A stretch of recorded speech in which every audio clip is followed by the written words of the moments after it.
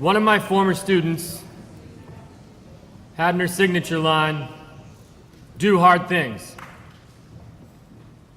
Priscilla Sempera was just like most of you, a hardworking student who aspired to go to university in the U.S.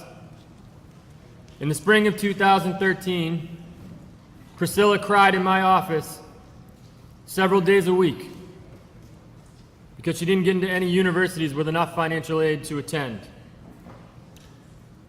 When things did not go as planned, and many of her peers were heading off to prestigious U.S. universities with fully funded scholarships,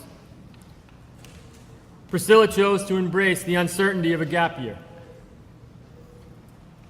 Over the course of the next year, she published her first children's book and was a presenter on a panel with Chimamanda Ngozi Adichie, one of the most acclaimed international writers from Nigeria.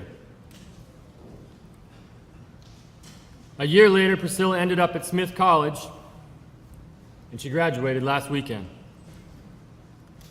Like Priscilla, you will ultimately be faced with and tasked with doing hard things as you move through life.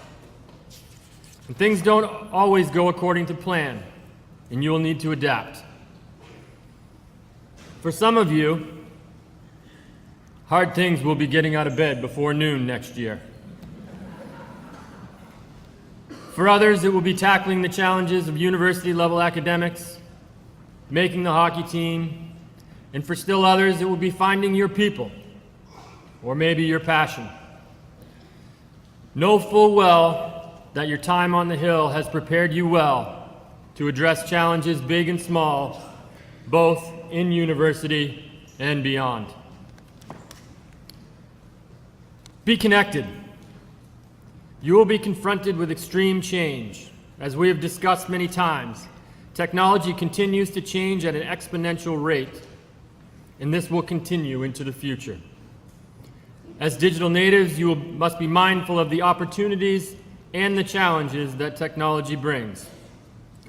Technology allows you to connect on a global scale and in ways that were unthinkable 10 or 15 years ago. It, in many ways, allowed our family to live internationally and stay connected to our friends and family through social media. This is drastically different from when my aunt would send letters home from the Peace Corps in Burundi that would arrive months later. The flip side is, I worry that it's becoming increasingly difficult to maintain meaningful personal connections. I believe the key is connecting on a personal and human level, just as you have here with teachers, coaches, dorm parents, advisors, and most importantly, your friends. It is these relationships that give us the courage to do hard things. As mentioned in her talk, the support Leah received after the passing of her father from her friends and Kent's Hill family gave her the strength to come back and carry on and have a successful senior year. You will also be faced with making difficult decisions. Speaking from experience, that's not going to end anytime soon. One of my favorite books I read while living in South Africa is The Alchemist. It is the story of a young man, Santiago, on a journey to find his personal legend. That is, to find his life's purpose and destiny and to pursue it. Of course, Miss D gave me this book when facing some major life decisions, such as our career paths, our children's future, and if we should move to a third continent or return home to the U.S. Fortunately, we made the decision to move to Slovakia, which ultimately led us to our new home here on the Hill. This book really speaks to those facing transitions in their lives, which is certainly a place where you are today. Let me share a passage that spoke to me. I don't live in either my past or future. I'm interested only in the present. If you can concentrate always on the present, you'll be a happy man. Life will be a party for you, a grand festival, because life is the moment we are living now. The newest member of the class of 2018, Gavin Bates, exemplifies this exemplified this as he faced choosing between graduating and moving on to Dayton or staying on the Hill for another year. While he expressed excitement about the opportunity to go to university to pursue his dream of playing Division I baseball, he also expressed regret about not living in Davis next year or not finishing with his original class. Many of you have demonstrated during your time here that you are ready to make tough decisions, and this practice will serve you well in the future. Ultimately, making difficult decisions comes back to our core values and beliefs. And when you have this compass to orient you, you have the tools to make these choices. Be positive. Over the past 5 years, working at African Leadership Academy and Leaf Academy, I had the opportunity to work with a number of students who came from extreme poverty, who were undereducated but achieved tremendous things. I remember the moment I realized the character trait each of them had that I believe made them successful in the face of failure. They were relentlessly positive, and this helped them to get through many difficult situations. One such student that comes to mind is a young man from South Sudan. At the age of 12, he left South Sudan to live in a refugee camp in Kenya in order to get a better education. His journey eventually led him to African Leadership Academy and then to the University of Notre Dame.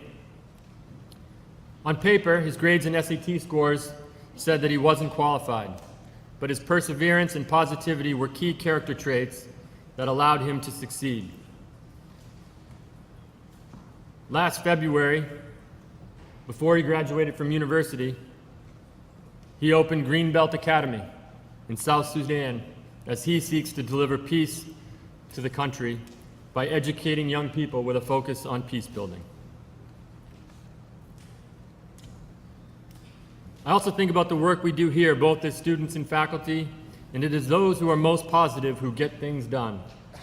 As an example, I am certain through his positivity and perseverance, Ben Danielson will complete his first documentary film, Moninda, An Escape to Freedom, as he helps put an end to human trafficking. You will...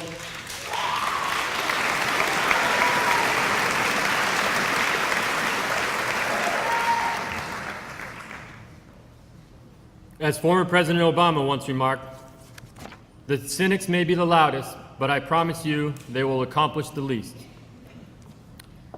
Be present. I have to constantly remind myself of this as I am alternately present and distracted. Emails, text messages, notifications, phone calls, WhatsApp, Facebook, these are all potential distractions that don't allow for me to be fully present for my family, for you, for the faculty. I know when I prioritize being present and put these distractions away and am fully in the moment, I am better at everything I do. In fact, this week I was wrapped up in hiring for next year and looking at admissions numbers, and on Thursday, after being scolded by my wife and Miss Cole, I needed to clear my calendar and go hide somewhere so I could write this speech. Many of you have been present throughout your time here, and some even more so this week. Robert Coakley comes to mind, whether for his home run in the faculty senior softball game or crowd surfing at Motor Booty on Thursday night. So today is about being present in this celebration, in this occasion, in these final moments on the Hill until you return as alums. Live in this moment and continue to prepare yourself to go out and do hard things, and also some fun things, just within reason. I and the rest of the Kents Hill family are fully confident that you are ready for everything that lies ahead. Go out and make new connections, but always stay connected to your home on the Hill. So, with my sincere and heartfelt congratulations, I wish you well, see you soon, and remember, you can always come home to the Hill.